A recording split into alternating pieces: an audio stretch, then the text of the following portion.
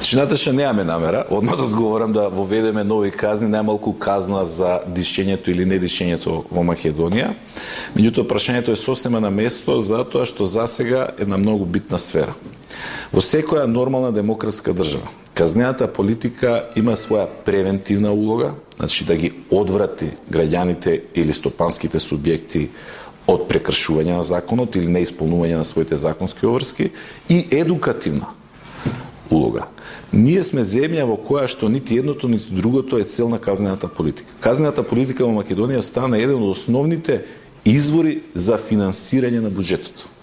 Од една страна, и од друга страна, казнената политика се користи за рекетирање на македонското стопанство, посебно на оние предпријатија и фирми на чие чело се наоѓаат луѓе кои што не се блиски на оваа власт.